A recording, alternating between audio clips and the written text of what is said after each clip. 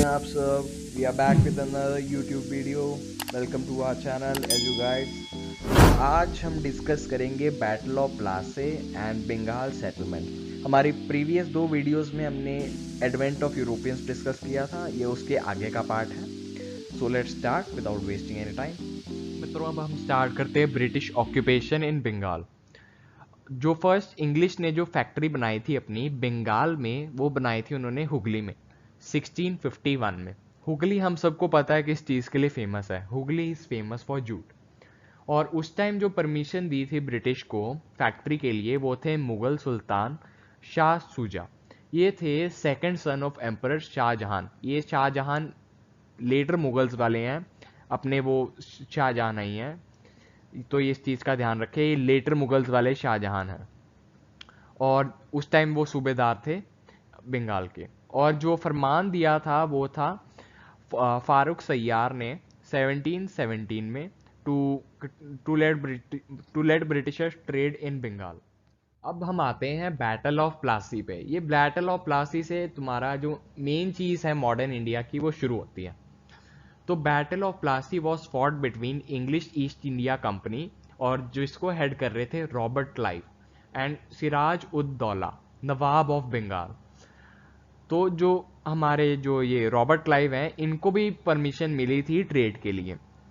तो EIC यहाँ पे है। EIC मतलब ईस्ट इंडिया कंपनी। जो ट्रेड की जो पॉलिसी थी वो शाह शुजा को पसंद नहीं आ रही थी, क्योंकि ये कहीं भी अपना फोर्ट बना लेते थे और उसको फोर्टिफाई कर लेते थे। तो ये बैटल हुआ था 1751 में। इस बैटल का रीज़न क्या था?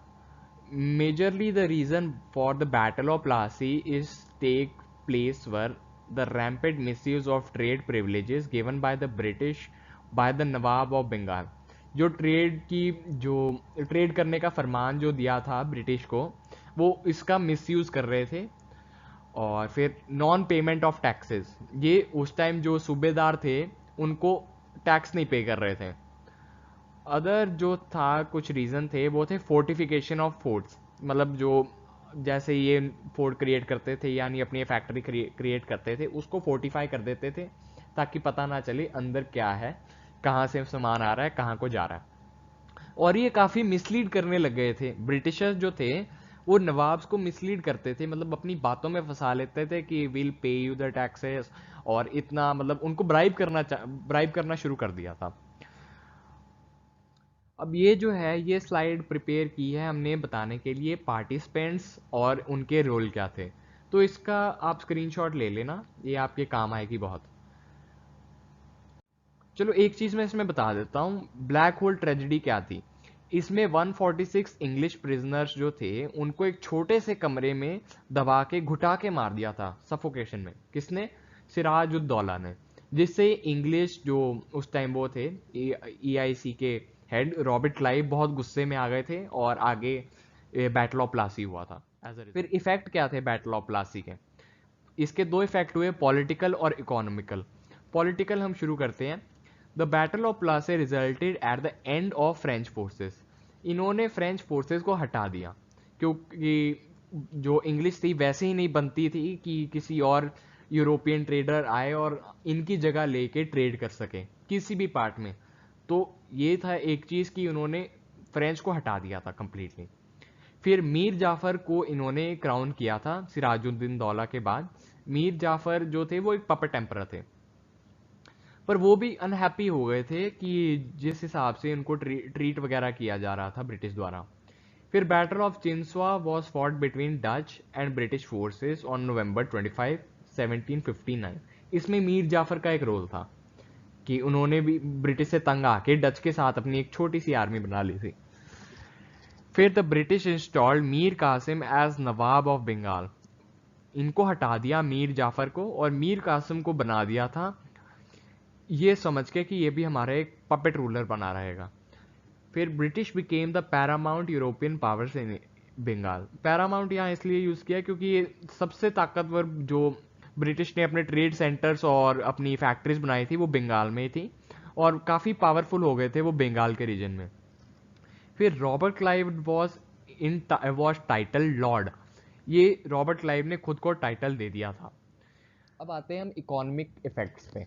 इकोनॉमी ऑफ इंडिया बहुत ज़्यादा इफेक्ट हो गई थी इस चीज़ से, क्योंकि ब्रिटिश जो थे वो टैक्स पे नहीं कर रहे थे और राजाओं को भी बोल रहे थे, या उस टाइम जो सूबेदार थे, कि आप हमसे शेयर ले लो।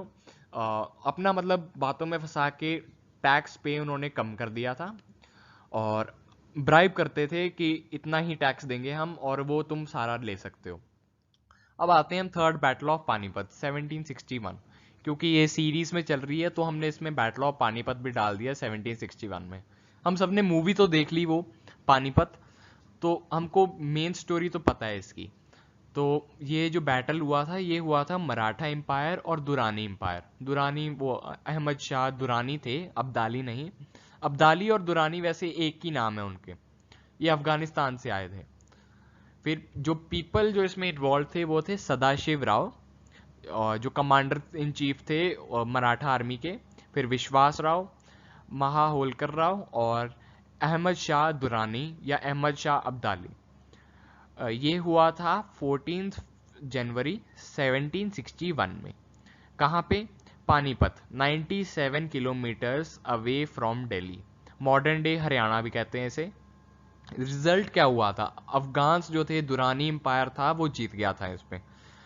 फिर Durrani got support from Rohilla और Doab and Shujauddin Daula.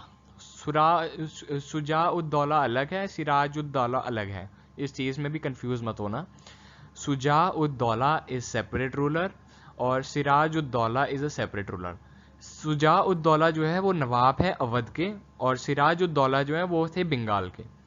The Maratha fail to get support of Rajput, Jats and Sikh, क्योंकि इन्होंने अपने आप को सेपरेट कर लिया था उस टाइम पानीपत में, क्योंकि ये ना आगे जा पा रहे थे ना पीछे, क्योंकि पीछे से अब्दाली की सेना आ रही थी। Permanent settlement in Bengal. जो परमानेंट सेटलमेंट हुई थी बंगाल में वो हुई थी बिटवीन ईस्ट इंडिया कंपनी, उस टाइम के गवर्नर जनरल थे लॉर्ड कॉर्नवालिस। ये हुई थी 1793 में। ये बेसिकली एक एग्रीमेंट थी कंपनी और जमींदार या सूबेदार के बीच में, जो चाहते थे कि जो ब्रिटिश है वो फेयरली काम करे और लैंड रेवेन्यू फिक्स करे, क्योंकि ब्रिटिश अपनी मनमानी चला रहे थे।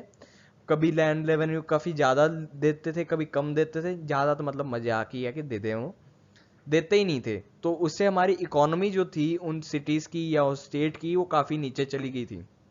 तो बस इतना ही हुआ था इसमें, बाकी तुम पढ़ सकते हो।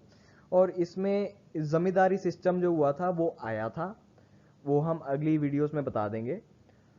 और इसकी जो मेंबर्स बने थे वो थे अवध, बंगाल, बिहार, उड़ीसा। और ये हुई थी north Madras presidency and district of Varanasi में। थैंक यू मित्रों। नेक्स्ट टॉपिक जो होगा हमारा वो होगा एंग्लो मैसूर वॉर। और लाइक करो, शेयर करो, सब्सक्राइब करो, क्योंकि फ्री एजुकेशन है।